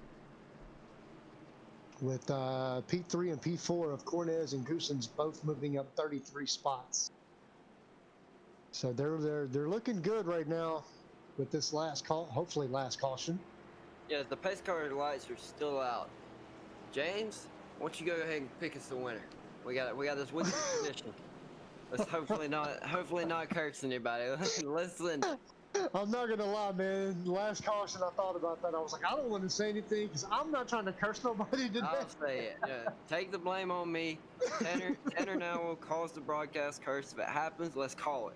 All right. Well, if you're gonna take the blame, I'm just playing. I don't mind doing it. Seriously, I don't mind doing it. As we do have Root and Samuelson out in front. I like Cornez to make a move out of that P3 spot. And I'm going to go with Cornez. I'm going to oddball it here. I'm going to go with Goosens right here. 29, second row on the outside line. I think he's going to make a move. So we'll see here. And don't forget P5 right there is JC Gibson. SRM native. I will admit that I spoke to him earlier and promised him I wouldn't take him as a winner. So I'm going to leave it alone. I'll take him. Uh-oh, Jonathan's I'll take him. Oh, my goodness. Jonathan, all right, Jason, you're hearing this right now from sources. I'm citing your sources. Jonathan Leach just picked you. Here we go. Talk about rolling the dice in Vegas. He said he's had a lot of practice. He's got nothing to lose. He needs a win. He's And got I bet fresh he is enough tires from P6. Something can happen. I bet he is nervous and excited right now in that 27 Toyota. He's probably white knuckling that steering wheel right about now. As there goes the pace car. And looks like Raymond Root is going to lead us back to green flag. Here we go, green flag racing. Root is going to be out in front with Samuelson and Goosens, Cornez and Gibson rounding out the top 5 as we have two or three laps to go. 2 laps to go. The battle's 2 for laps to go. third. JC Gibson might sneak the guy through there. He's a little bit slow. They're going to be 4 wide. They're wrecking in the back. Woo. They're wrecking everywhere. Oh, That's my going to be the Lord. big one right there. The big one at Vegas. Hey.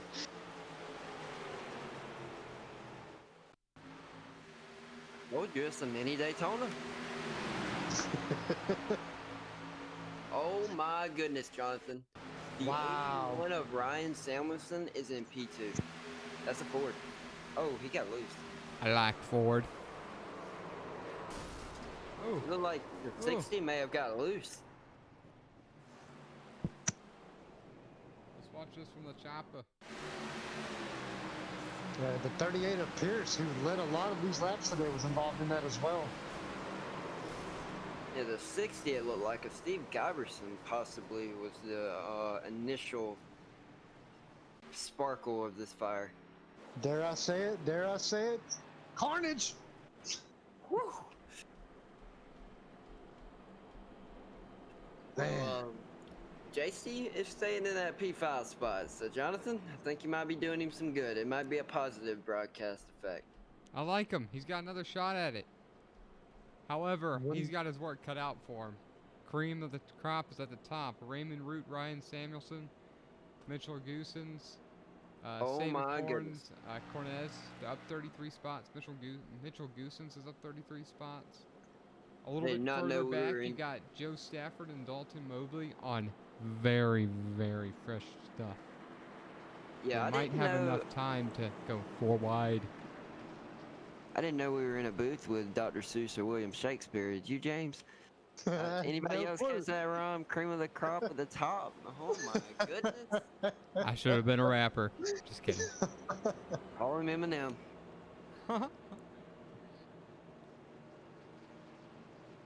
I kind of want to see another race where we got to call air traffic control, or another wreck. Excuse me.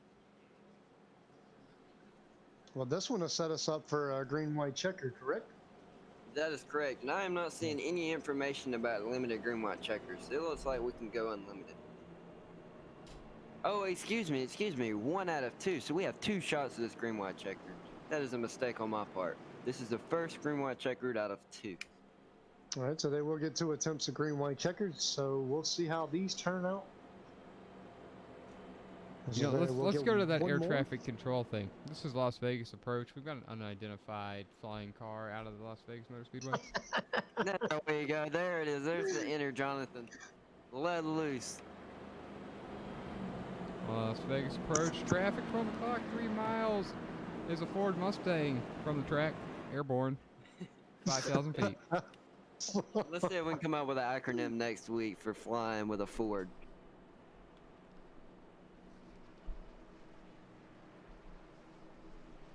What, flying over race day? I don't know, man. Flying on race day. There we go. Yeah, flying on race day. I like it. Heck yeah. And there you see the pace car still leading us. We haven't quite racked them and stacked them up yet. Everybody's still seeing the 5. Yeah, I think we're 2 to green right now, if I'm not mistaken. 2 to green. Let's get a lead lap count, or a lead lap car count. 17th spot, number 23, Austin Story, looks like he is the last car on the lead lap. That's exactly right. Yes, sir. That 23. He's been about mid-pack pretty much the whole race. He started in 12th. So he's down 5 spots throughout the race. I don't think that's ideal for him, but he's still on the lead lap, so that's a positive. With only 17 out of 40 plus cars starting this race, so I think that's a good finish. Just being able to finish on the lead lap. Of course, if I was out there, I wouldn't have made it a full lap before I'd have been race over. No fast repair. None. I'd have got that call from the pit chief, from the crew chief. You got some leaks, and you come fix it. Your day is over with. That's exactly right. I'd have been done for. I've been riding around the rest of the day, packing up and moving on. Yeah, and I was correct. We are going green this lap. Pace car lights are off. We will attempt our first green-white checkered out of 2. And here we go. You see everybody starting to get 2 by 2 by 2 through the field. Yeah, as we come out of turn 2. So 2 by 2 by 2 out of turn 2. And for those of you that don't know, a green-white checkered is exactly how it sounds. You have 1 green-white checkered, and then you have 1 green flag lap. Then you get the white flag, so then you have 1 last green flag lap, and then the next flag you get on the next lap is your checkered flag that ends the race.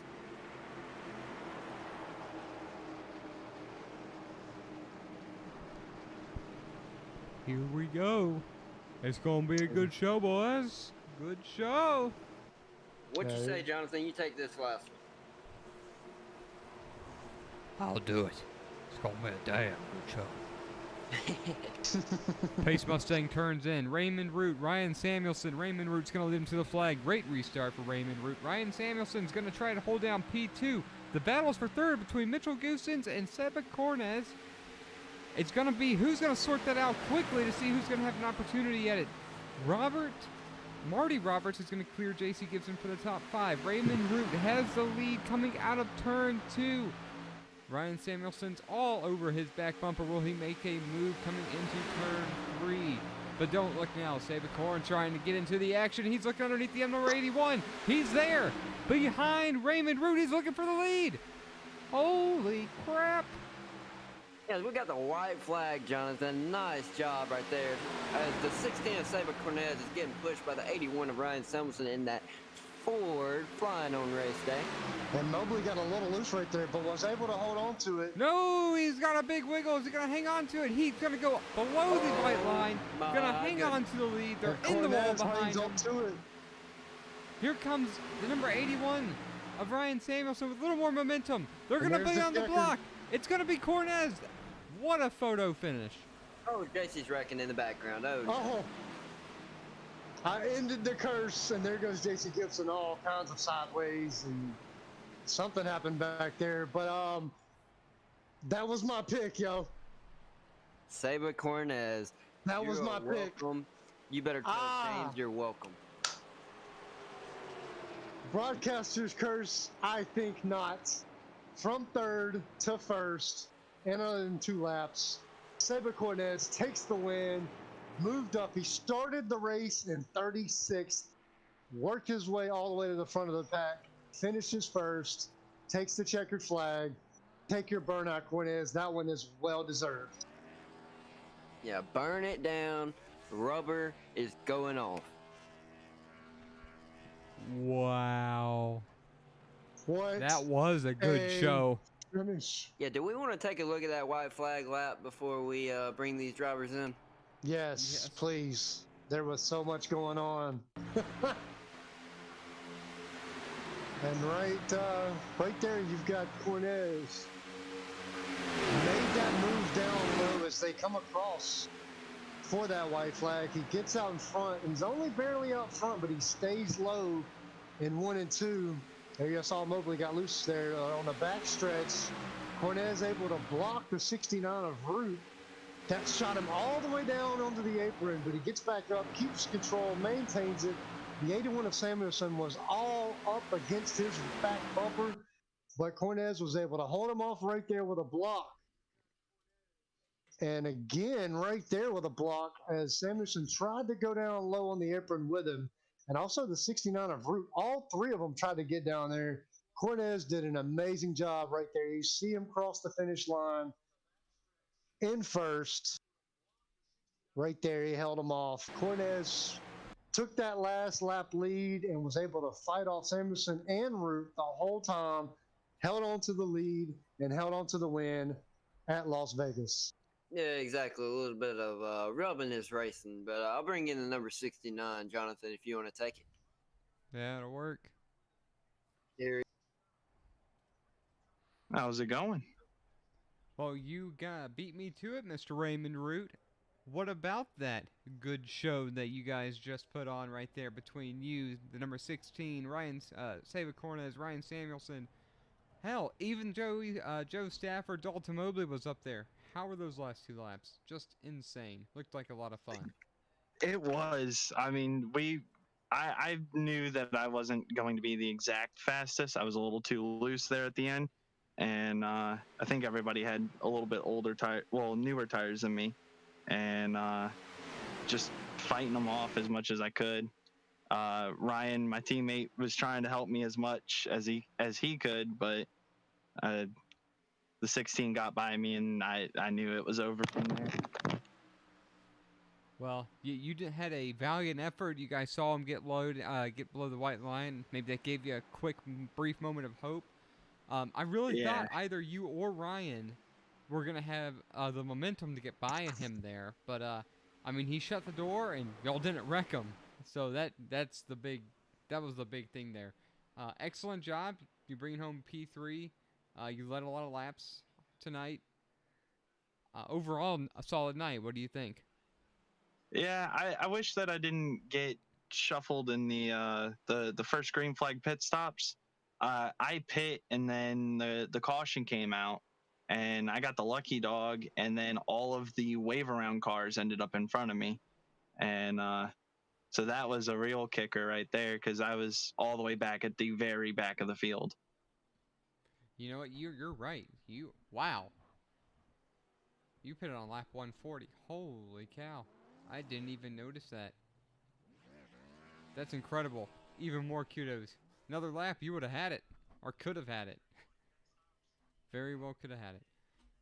Anyway, Raymond, do you have any shout-outs? Anyone you want to thank before we let you enjoy your podium finish? I'd like to thank Pay to Win Setups for their really fast Chevy Camaro and Hawkson Works. And yeah, that'll be about it. All right, Raymond, we're going to send you back, Tanner, if you would do so. That's Raymond Root. He brings it home, P3. Earns himself a little bit of podium awards. Great finish. Yeah, he's sent back. Here comes the number 81 of Ryan Samuelson. All yours, Mr. James. Never mind. Hey, Ryan Samuelson. Nope. Never mind. Tanner Sorry. gets him. Tanner gets him. You get your pick. All right. 10-4. Ryan, you're our highest finishing Ford of the race in P2. We've been talking about that Thank Ford you. all night. And anyways, you were not first on race day, but hey, we're second on race day. We'll take it. Anything that we didn't see in that last lap that you want to point out? It was a struggle because teammate with Raymond up there, I didn't want to put him in a position where it screwed him over, but I was also trying to go for the win. I didn't want to be a guy and a not a good person and wreck Seba because after racing him early in laps, he had speed. I gotta give it to my old team and the whole PBR guys. They had speed. I was impressed with it. Racing with Les Joseph and Mitchell Goosens and Seba and all those guys. I was impressed with them. Yeah, you put on a solid show too. I was gonna ask, what was coming through your mind before that caution at lap 120, or excuse me, the wrecks around lap 100, and then you pit on lap 120?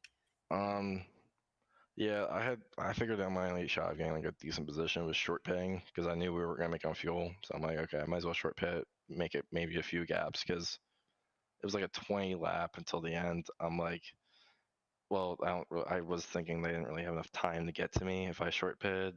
Raymond was got in front of me. I was happy with that teammate. He deserved it. He's had a great week. Set was his, so I was pretty happy with that. And then the caution came out. It was just pit or not pit. Raymond stayed out. I stayed out. We had a great restart. Um, we had a great restart, man, and it just that I was so disappointed that we had another caution, and then the last restart, man, Seba got a great jump. I did not think he was going to be able to do that. I was trying to block the run from Mitchell on the outside and let Seba get through on the inside. So that kind of, I was trying to recover from there and get like a top 3, top 2, maybe the win. Yeah, y'all did a really good job keeping it off of each other. If I'm not mistaken, this is your at least second, if not third or fourth podium finish of the year. Yeah, second. For me, the car didn't feel like great all night, tight as hell throughout the entire night. But loosened it way up towards the end. I felt like I had good short run car, but long run wasn't gonna do much. Well, you made it count on that green white checkered. Any sponsor shout outs before we send you back? Shout out Magic, my mother company, Liganor Wine Cellars, buy drinks, Phil Filler Racing. You guys for putting on a great show. Phil Filler two. We had a great showing tonight.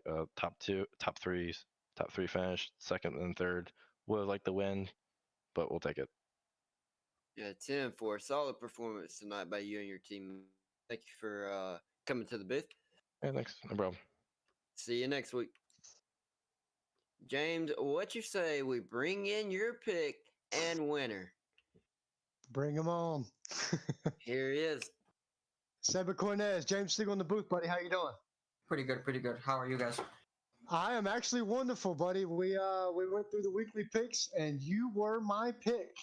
You were in third right there those last couple of laps. Take me through it. What went through your mind those last couple of laps right there?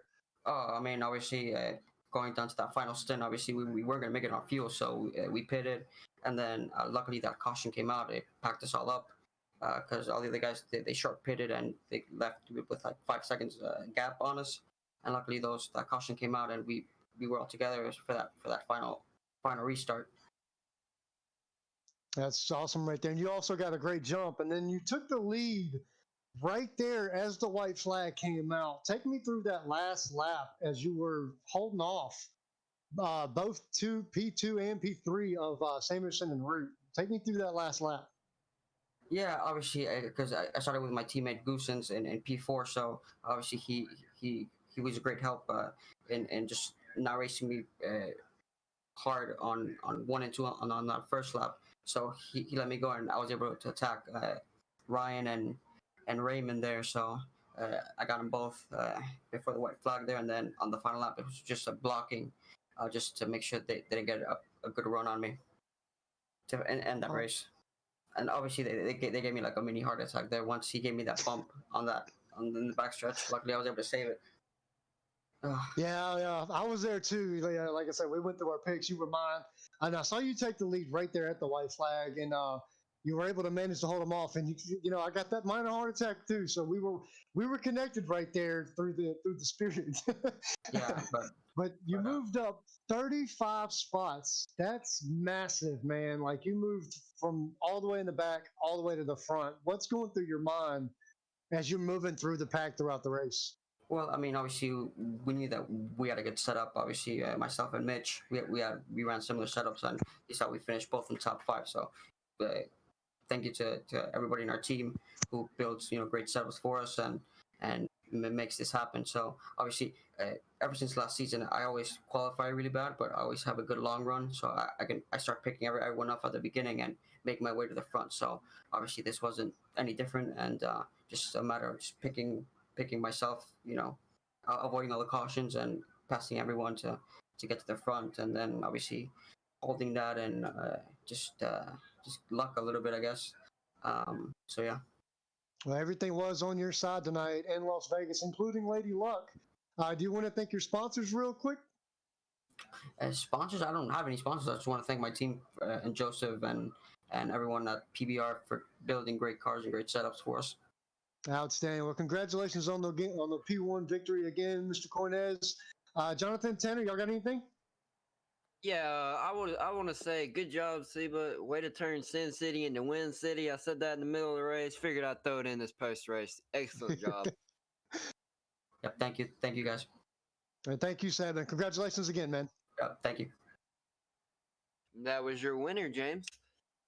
That was my winner. I feel good about that. The broadcaster's curse did not happen, and I took a chance, and it paid off here in Vegas. I rolled the dice, and I got the win right there as far as the prediction goes. That feels good. And congrats again, Saba. Happy to have you on the podium there for that P1. Yeah, you want to go ahead and run us through our top 10, and I'll take over the next top 10? Yeah, sure thing. P1, we had Saba Cornez in the 16 Toyota. P2, we had Ryan Samuelson in the 81 Ford. P3 was Raymond Root in that 69 Chevy. P4 was Joe Stafford in the 57 Chevy. P5 was J.C. Gibson in the 27 Toyota. P6 was our majority leader right there, was Dalton Mobley in the 77 Chevy. P7 was Mitchell Goosens in the 29 Chevy. P8 was Charles Eaton in the 75 Ford. P9 was Thomas Neal in the number 2 Ford, and P10 was T.W. Garrett in the number 8 Chevy. Tanner? Yeah, give me just a second. Let's pull this up. We have your P11 Chris Claude League owner. That is your number 10 car. Number 12 number 61 Mike Cancino. P12, P13, number 23, Austin Story, P14, number 55, Marty Roberts Jr., P15, David Love in your 70 machine, P16, number 74, Tim Trowbridge, P17, number 48, Jeff O'Rourke, P18, Leah Bonacasa in your 88 machine, number 1, P19, Tyler Connolly, P20, Dean Weeks in your number 5 machine. We'll scroll down and get the rest of that, James. Hang on, I gotta bring it back up. I'm sorry. I was like, he's got it. All right, P21 there was Nicholas Bryden. Is that right? Breidenbach in the 24 Chevy. And then P22, Lewis Fetterman in that 00 Ford. P23, Steve Giberson in the 60 Toyota. P24, Brandon Pierce in the 38 Chevy. P25, Brian Tarnowski in the 32 Chevy. And Danielle Fink in the 36 Ford was P26. And P27 was Brad Haldane in the number 90 Chevy. P28 was Alan Henson in the 41 Ford. And Randy Spivey in the 22 Ford as P29. And P30 was Chad Edwards in the 34 Toyota. I'll go from here. Chad Edwards was really fast, showed a lot of speed early, ended up having that incident with the leader. I don't remember who it was. It might have been Raymond Root. Got into the wall. I think you're correct on that, Jonathan. Came through the infield and took a lot of damage. P30 for him, not the day he wanted. 31st belongs to Joseph Lester, Barrett Coffey 32nd, Derek Jacobs 33rd, Jarrett Small finishes P34th, Thomas Gold 35th, Kevin Rourke 36th, Chris Landrum, who showed speed early but ended up getting involved in an early caution 37th, Alexander Incarnacayo 38th, Kva Holt 39th, I'm sorry guys. William Fink, 40th, got taken out early, unfortunately. Brian Branham was up front early as well. Lauren Jones, Matthew Gaskins round out the field. Well, gentlemen, this has been quite the eventful broadcast, from the beginning errors to the outstanding finish and everything in between. I've had a fun night. I hope you guys enjoyed your time here, and I'd like to thank the SNN Racing Series for another outstanding race. That being said, this was the David Brothers Roofing Las Vegas 200. I'm going to go ahead and tell you just a small little tidbit about the Davis Brothers Roofing Company. Davis Brothers Roofing. They have been providing homeowners and businesses with exceptional roofing services since 1983. They're based out of Tennessee, and that's Davis Brothers Roofing. Also, the On Target Performance Group. They improve your business performance, business profitability, lower cost, get you on track for continuous business improvement. This has been SRM. Thank you, James. Thank you, Tanner.